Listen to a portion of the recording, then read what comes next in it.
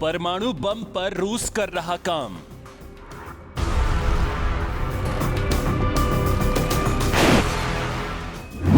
जानी दुश्मन अमेरिका का होगा काम तमाम।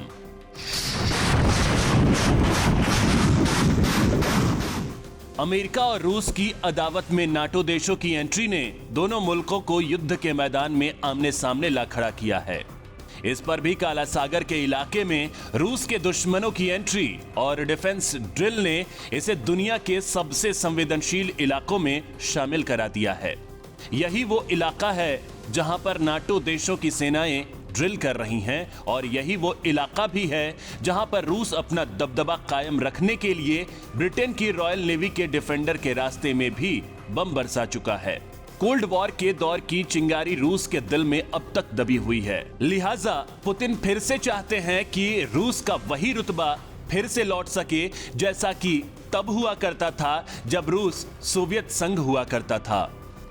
इसलिए पुतिन लगातार एटॉमिक पावर पर काम कर रहे हैं, लेकिन इतना सीक्रेट तौर पर कि दुनिया के किसी देश को तो दूर खुद रूस के देश को भी इस सीक्रेट मिशन का पता दशकों तक नहीं था। आज हम आपको रूस के उसी टॉप सीक्रेट राज से रूबरू कराएंगे जो अमेरिका के एरिया 51 से ज्यादा सीक्रेट और पुतिन की महत्वाकांक्षाओं का महल कहा जाता है। पुतिन ने आर्कटिक सागर के नीचे ऐसा सीक्रेट अड्डा तैयार किया है जहां से बैठकर दुनिया के किसी भी कोने में बम बरसाए जा सकते हैं। पहली बार देखिए पुतिन का परमाणु अड्डा। पहली बार देखिए पुतिन का सीक्रेट साम्राज्य।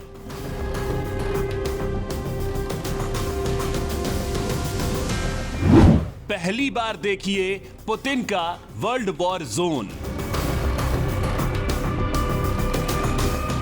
रूस के सबसे पावरफुल राष्ट्रपति, दुनिया के सबसे दबंग इंसानों में से एक, पुतिन ने रूस के दुश्मनों की कब्र तैयार करने का अपना सीक्रेट बेस ऐसी जगह बनाया है जहां जाना तो दूर, जहां जाने की बात सोचना भी हड्डियां तक जमा देता है, जहां तापमान -20 डिग्री से कम रहता है, जहां 1 सेकंड का भी गलत एक्सपोजर हाइपोथर्मिया को दावत देने के लिए काफी होता है।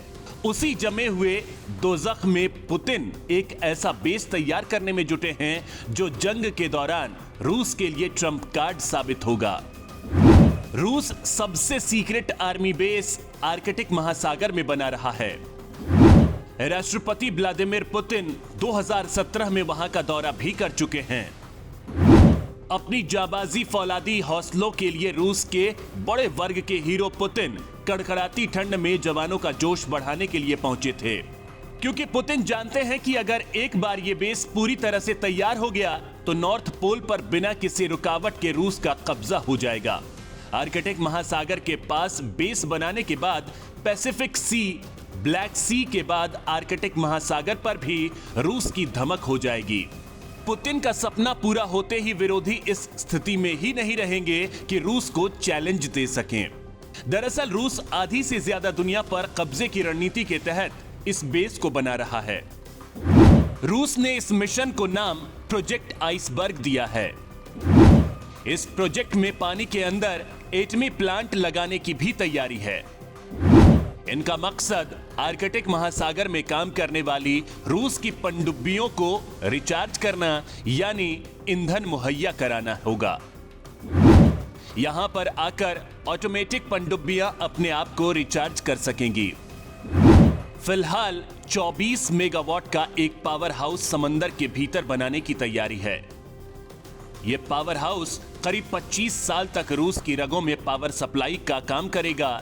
रूस ऐसे कई पावर हाउस आर्कटिक महासागर की गहराइयों में लगाना चाहता है। ये पावर हाउस अपने आप काम करेंगे। इन्हें चलाने के लिए रूस को कोई स्टाफ यहां पर तैनात करने की जरूरत नहीं होगी। बस इतना भर करना होगा कि साल में एक बार इंजीनियर और मैकेनिक जाकर इस पावर प्लांट की मरम्मत और रखरखाव का काम किया करेंगे।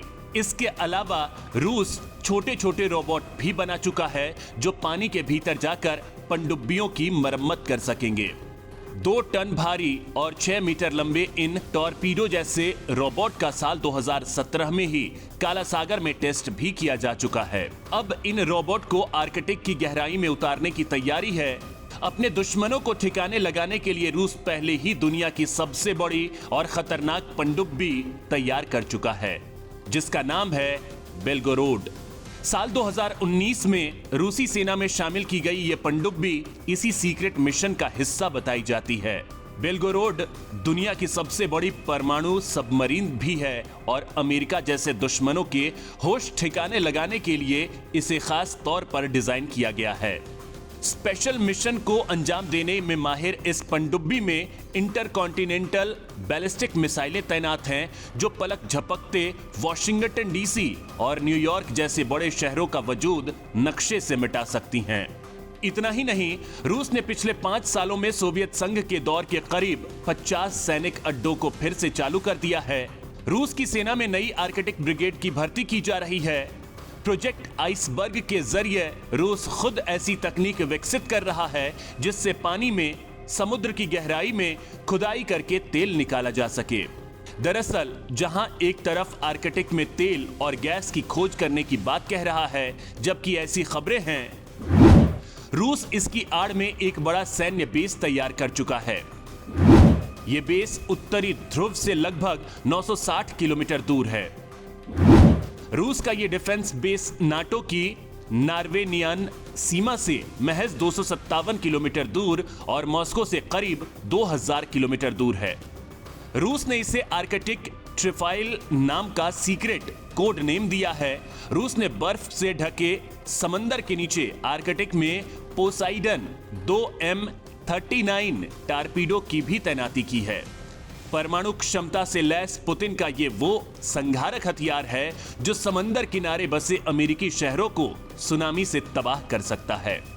इसके अलावा पुतिन ने आर्कटिक में सीक्रेट एटॉमिक रिएक्टर भी बनाया है, जहां वो चोरी छिपे इतनी तादाद में परमाणु बम बनाने में जुटा है जिससे जंग के दौरान एक साथ कई जगहों पर परमाणु हमला कर सके।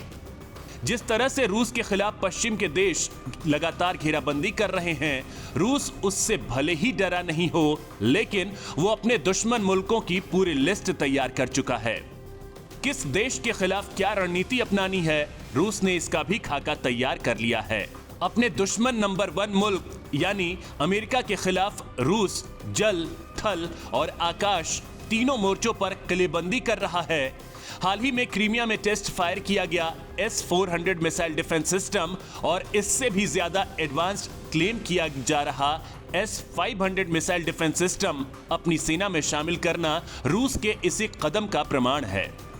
पिछले हफ्ते ही पुतिन ने नाटो देशों और अमेरिका को जिस अंदाज में अपनी हदों में रहने की धमकी दी है, उससे तो ये पक्का साबित होता है कि प्रोजेक्ट आइसबर्ग पुतिन के लिए रूस का पुराना रुतबा लाने का जरिया तो है ही, इसकी बहुत ज्यादा डिटेल दुनिया के सामने न आने देना भी रूस के दुश्मनों के दिलों की धड़कनें बढ़ाए हुए है।